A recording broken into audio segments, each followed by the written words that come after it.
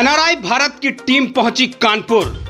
NRI Bharat अपना खास programme लेके आया है। कुछ काम किया क्या, देखिए संपादक अक्षांश चतुर्वेदी की ये खास रिपोर्ट।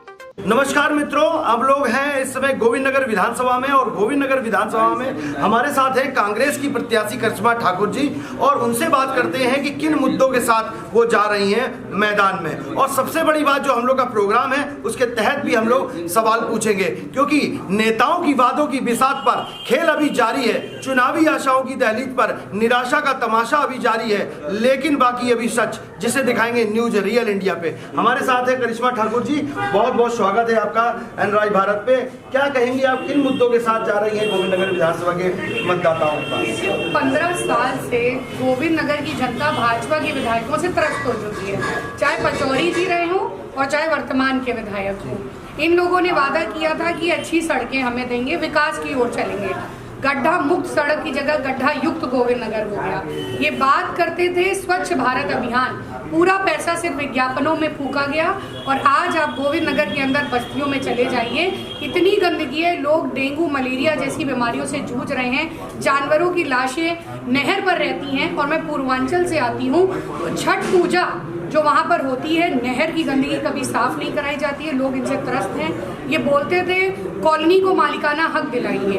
पिछले 5 सालों से मैंने कभी भी भाजपा विधायक को कॉलोनी का मुद्दा उठाते हुए नहीं देखा, ना उनका स्वामित्व दिलाने का, ना उनको मालिकाना हक दिलाने का। अरमापुर फैक्ट्रीज का जो निगमीकरण किया गया, लोग आज उससे परेशान हैं।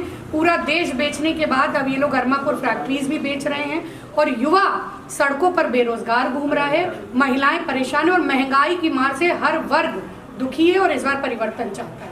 एक सवाल और करेंगे, क्योंकि पिछली बार आपने जो चुनाव लड़ा 2000 इससे 2 साल पहले, और आप कम से कम कुछ अंतरों से आपके जो हार हो गई, तो उसमें क्या कमी मानती, इस बार कैसे पूर्ति करेंगी उस चीज़ों की? देखिए, पिछली बार मैंने उपचुनाव लड़ा था। उपचुनाव होता है सत्ता का चुनाव, शासन प्रशासन पूरा उनके साथ था और मुझे 20 दिन का समय मिला था। लेकिन 2019 से आज तक गोविंद नगर की ये बेटी जनता के बीच में रही, चाहे कोरोना काल रहा हो, चाहे मेरी प्रेगनेंसी रही हो। मैं गर्भवती होकर भी लोगों के बीच में कंधे पे मशीन टांग कर एक एक घर को सैनिटाइज करती रही। और उसी समय विधायक जी को जब इस क्षेत्र की जनता फोन मिलाती थी कि हमें ऑक्सीजन सिलेंडर चाहिए, हमें अस्पताल में भर्ती करा दीजिए, तो विधायक जी फोन स्विच ऑफ करके गायब रहते थे। सिर्फ आश्वासन देने की राजनीति इन्होंने की है और गोविंद नगर की जनता ये चुनाव लड़ रही है अपनी बिटिया के लिए। एक सवाल और करेंगे कि लगातार देखने में आता है कि जो योगी सरकार है वो सुशासन की बात करती है। तमाम जो विपक्षी पार्टी है, समाजवादी पार्टी है, आप भी विपक्ष में कांग्रेस में है, बसपा में है, लगातार देखने में आता है वो सुशासन की बात करती है। कह रहे हम अगला और कोई आएगा तो वो सुशासन नहीं दे पाएगा, चाहे वो डर का वातावरण हो, चाहे वो लोगों की सुरक्षा के वातावरण हो, और खासकर महिलाओं में सुरक्षा का वातावरण हो। तो इस पर आप क्या कहेंगी? देखिए, सुरक्षा तो हम उनकी देख सकते हैं कितनी तैनात है और कितना लॉ एंड ऑर्डर इन्होंने बरकरार रखा है। बर्रा की मैं बात करती हूँ, मनीष गुप्ता को गोरखपुर में कानपुर के एक व्यापारी को पुलिस ने मार मार कर हत्या कर दी। तब भी हमारे जो सीएम साहब हैं वो चुप रहे। हाथरस में बेटी के साथ बलात्कार और हत्या होती है, प्रियंका गांधी वहां जाती हैं। उन्नाव में एक बेटी जिसका बलात्कार कर दिया गया, हत्या कर दी गई, उसकी मां को विधानसभा का टिकट देकर प्रियंका जी ने महिलाओं को एक संदेश दिया कि हम आपके साथ खड़े हैं। आए दिन लूट, हत्या, अपहरण के मामले हमारे सामने आते हैं। बेटी पढ़ाओ बेटी बचाओ सिर्फ एक जुमला है और लड़कियां इस बार लड़की हूँ लड़ सकती हूँ के नारे के साथ प्रियंका जी के साथ।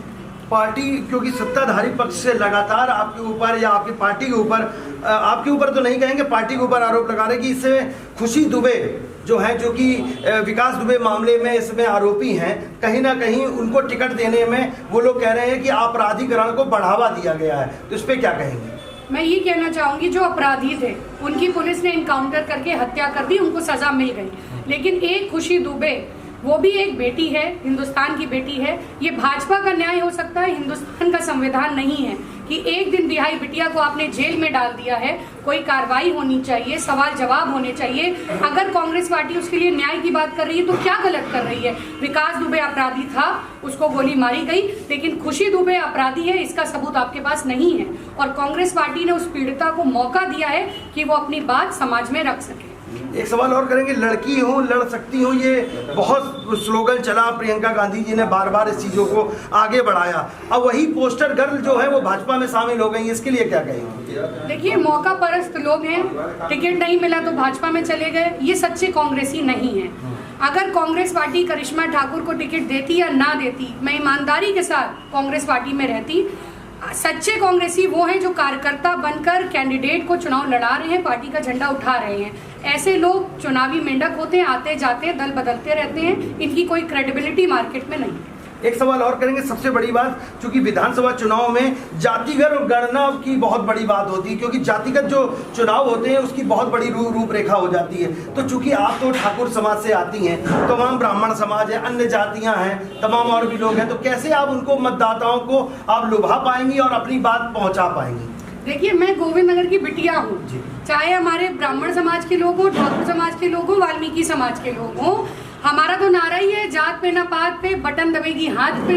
तो कांग्रेस पार्टी ने जात पात की राजनीति की नहीं, और बिटिया किसी जाति की नहीं होती, सबकी होती है। तो मुझे सबका आशीर्वाद।